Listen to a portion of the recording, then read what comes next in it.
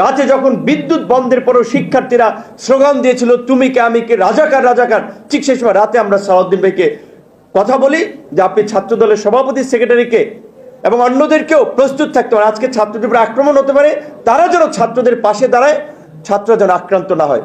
তিনি সাথে সাথেই কিন্তু নাসির এবং রাকিবকে আমাদের সাথে গ্রুপ কলে নির্দেশনা দিলেন যে নূর এবং রাশেদ যেভাবে বলে ওদের সাথে যোগাযোগ রেখে কাজ করো।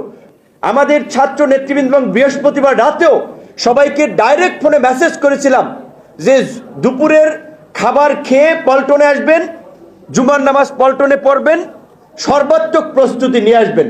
এবং যখন এই কারফিউ শাটডাউন হয়ে যায় তখন ভেবেছি এখন আর কি করার আছে, এখন ডাইরেক্ট ফোনেই যোগাযোগ করে রিস্ক নিতে হবে। মাঝখানে সালাউদ্দিন ভাইয়ের সাথে একবার কথা হলো, বলেছিলাম ভাই এখন কি কর্মসূচি দেওয়া যায়। ওই পরে বলছে তোমরা ক্যাম্পাস এই আন্দোলনটা চালিয়ে যাওয়ার জন্য ক্যাম্পাস খুলে দেওয়া, এই ওবায়দুল কাদেরের পদত্যাগ চাও স্বরাষ্ট্রমন্ত্রী।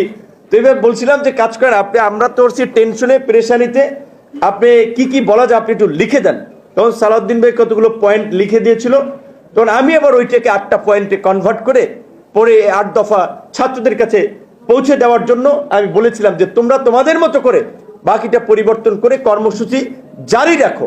এবং নাহিদের বাবা বিএনপির বাড্ডা অঞ্চলের নেতা, আপনারা জানেন আসিফ, ওরা তো একসাথে আমাদের সাথে ক্যাম্পাসে রাজনীতি করেছে, আক্তারকে সবসময় জামাত শিবির বলে।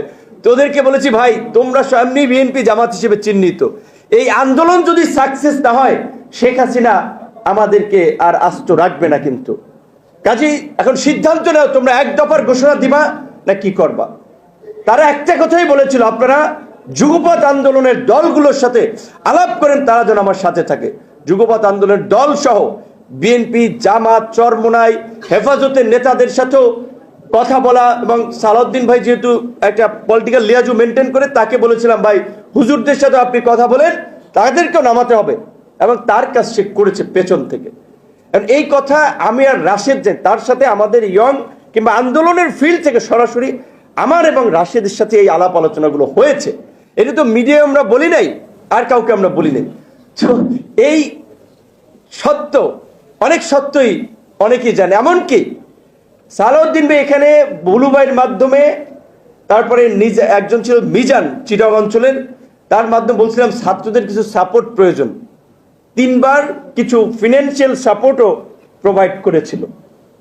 কাজে এই আন্দোলনের আমরা খুব অবাক হয়েছি এবং খুব নিজেকে আশ্চর্যান্বিত হয়ে লক্ষ্য করেছি যে আন্দোলনের পর এই ছাত্ররা কার নিয়ন্ত্রণে চলে গেল, আমাদের ছাত্র নেতৃবৃন্দ যারা আমাদের ক্লোজ